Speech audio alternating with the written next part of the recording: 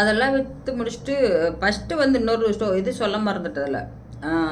ஆந்திராவிலேருந்து எங்கள் வீட்டுக்கு கூட்டி வரப்போ ட்ரெயினில் வந்துகிட்டு இருக்கிறோம். ஓப்பன் டிக்கெட் தான் அப்போல்லாம், ரிசர்வேஷன் அதெல்லாம் எனக்கும் தெரியாது, கேட்கறக்கு அவரும் அதெல்லாம் கண்டுக்கல.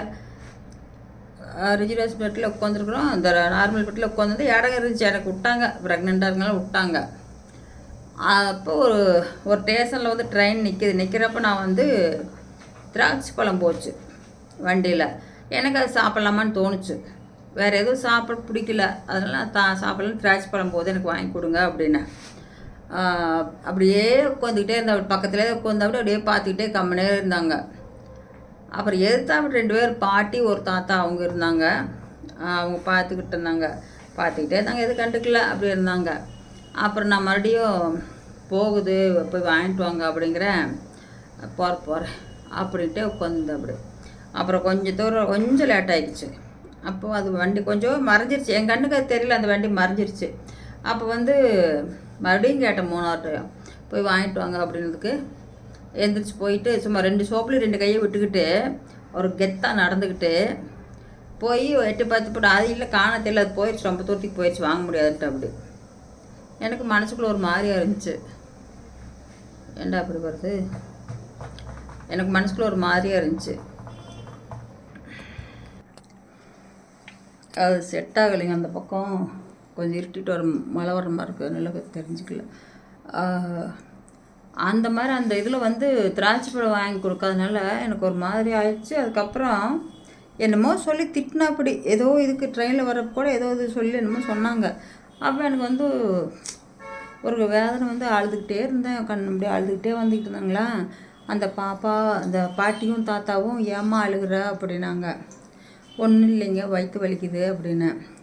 இல்லை அப்போலே திராட்சை பழம் கேட்டால் அவர் எதுவுமே கண்டுக்காமல் உட்காந்துருந்தார், அதான் எங்களுக்கு கேட்டிருந்தா கூட வாங்கி கொடுத்துருப்பலம்மா அப்படின்னாங்க. எனக்கு சின்னதானே எதுவும் தெரிஞ்சுக்கல, சரி பரவாயில்லைங்க வாங்கிட்டா போதும் அப்படின்னு சொல்லிட்டேன். என்கிட்ட அப்போ அந்த அந்த டயத்தில் வெளியில் போயிருந்தா அப்படி போனதுனால அவங்க கேட்டு பேசுனாங்க அப்படின்னு.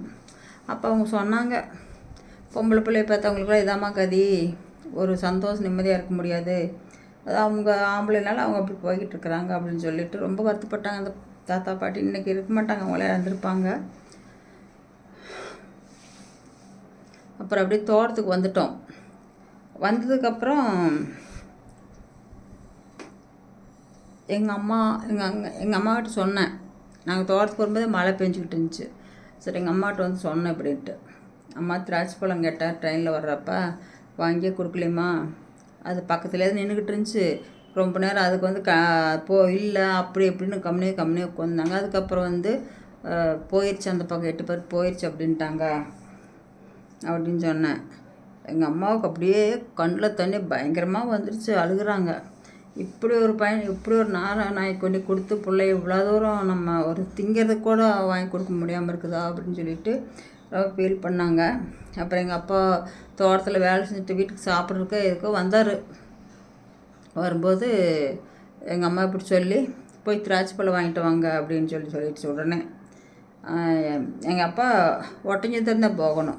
வெள்ளிக்கிழமைனா சந்தை இருக்கும் எங்கள் ஊருக்குள்ளே, அந்த ஒட்டஞ்சத்திரம், அதுக்காகவே திராட்சை பழம் வாங்குறதுக்காகவே ஒட்டஞ்சத்திரம் போய் திராட்சை பழம் வாங்கிக்கிட்டு ஆப்பிள் ஆரஞ்சு எல்லாம் வாங்கிக்கிட்டு ஒரு கிலோ எல்லாம் வாங்கிட்டு வந்துட்டார் எங்கள் அப்பா. கொண்டு வந்து வச்சுருந்தாங்க. வச்சுருக்காட்டி இவர் எங்கேயோ போயிட்டு அப்படி அதுக்குள்ளே இந்த தான் தண்ணி போடணுமே, அதுக்கு தான் வேற எங்கேன்னு இல்லை, தண்ணி போடுறதுக்கு எங்கேயோ போட்டு நைட்டு வந்தாப்படி வந்து போட்டு மறுநாள் காலையில் கிளம்புற மாதிரி பிளான் இருந்துச்சு. அப்புறம் வந்தாங்க, பார்த்துட்டு திராட்சை பழம் அதெல்லாம் பார்த்து போட்டு எதுவுமே சொல்லலை. இந்த ஒரு மாதிரி மூஞ்சி வச்சுக்கிட்டு இருந்தேன் அப்படி. சரிட்டு எல்லாம் போனால் வந்தாங்க, நான் சாப்பிட்டு இருந்துச்சு.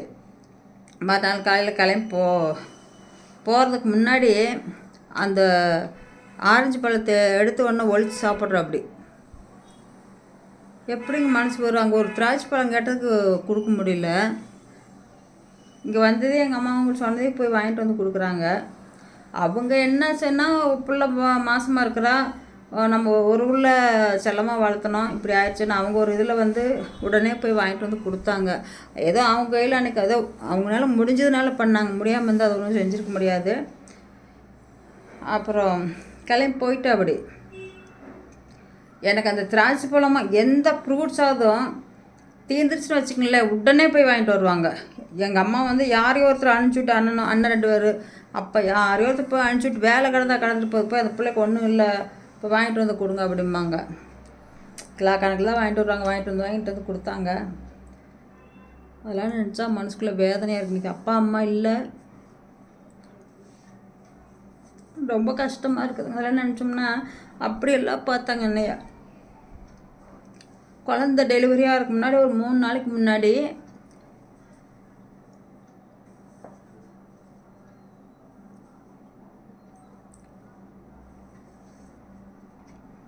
மன்னிச்சுக்கங்க, என்னால் சொல்ல முடியல. 3 நாளைக்கு முன்னாடி வந்துட்டு போயிருக்க. அப்படி எங்களுக்கு தெரியல, அதனால் என்கிட்ட யாருமே சொல்லலை. அவங்களுக்குலாம் எல்லாத்துக்கும் தெரியும், எனக்கு தெரியாமல் போயிடுச்சு. அதுக்கப்புறம் திராட்சை பழம் அன்றைக்கி ஒரு நாள் தீந்துருச்சு, ஃப்ரூட்ஸே இல்லை அம்மாவும் வீட்டில்.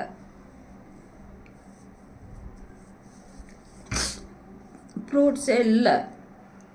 அன்றைக்கி சாயந்தரமே வயிற்று வலி, சூட்டு வலி மாதிரி வந்து வயிறு வலிச்சிக்கிட்டு இருந்துச்சு. அப்போ நாங்கள் அம்மாட்ட சொன்னோமா வயிறு வலிக்குது அப்படிங்காட்டி ஜீரகமாக என்னமோ தண்ணிக்குள்ளே வறுத்து தண்ணிக்குள்ளே போட்டு கொதிக்க வச்சு அந்த தண்ணி கொடுத்தாங்க. குடி சரியாக போயிடும் அப்படின்னாங்க.